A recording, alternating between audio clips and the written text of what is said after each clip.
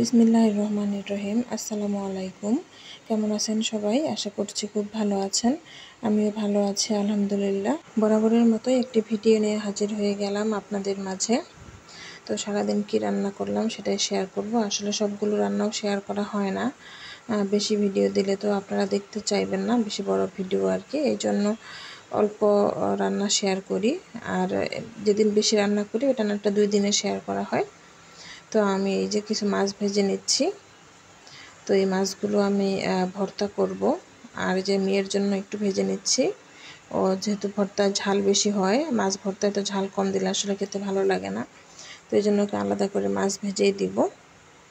তো আমি এই যে মাছগুলো খুব ভালোভাবে উঠিয়ে নিয়েছি, আর এখানে এই যে কিছু পেঁয়াজ আর কাঁচামরিচ কুচি দিয়ে দিলাম। তারপর দিয়ে দিলাম আলু। আমি আলুগুলো ভাজি করব ঢেঁড়স দিয়ে। তো আমি ঢেঁড়সটা যেহেতু তাড়াতাড়ি সিদ্ধ হয়ে যাবে এই জন্য আলুটা আগে দিয়ে দিলাম। আলুটা হচ্ছে যেহেতু পুরাতন আলু, এটা বাড়ির আলু, এই জন্য একটু সিদ্ধ হতে সময় লাগবে। তো আলুটা আমি সিদ্ধ দিয়ে দিলাম হলুদ লবণ দিয়ে, আর পেঁয়াজ কাঁচামরিচ তেলে। আর এদিকে আমি যে ডাল বাগার দেবো তার জন্য এই যে পেঁয়াজ রসুন তেলে দিয়ে দিলাম, আর দিয়ে দিলাম লবণ, হলুদের গুঁড়া আর জিরার গুঁড়া দিয়ে দিব। আর আমি এখানে টমেটো দিয়ে ডাল রান্না করব, তো এই জন্য কিছু টমেটো দিয়ে দিলাম। এখানে 2টা টমেটো আছে। তো সব কিছু ভালো করে একটু নেড়ে চেড়ে, আবার যে এই ডালগুলো আমি 1 ঘন্টা আগে ভিজিয়ে রেখেছিলাম, অনেকটাই নরম হয়ে গিয়েছে। তো ডাল ভিজিয়ে রাখলে হয় কি রান্নাটা খুব তাড়াতাড়ি হয়ে যায়, আর ডালটা সাথে সাথে ধুয়ে চুলায় বসিয়ে দিলে একটু টাইম লাগে সেদ্ধ হতে। তো আমি এই যে খুব ভালো করে এগুলো কষিয়ে নিচ্ছি ডাল টমেটো সব মশলার সাথে। তারপর আমি পরিমাণ মতো একবারে পানি দিয়ে দিব, এতে ডালটাও সিদ্ধ হয়ে যাবে, আর এক্সট্রা করে কোনো পানি দেওয়া লাগবে না। আমি এভাবেই রান্না করি। আসলে আরও সিদ্ধ করে করা যায়, কিন্তু এত টাইম কোথায়। ঝটপট রান্না করতে পারলেই বাঁচি।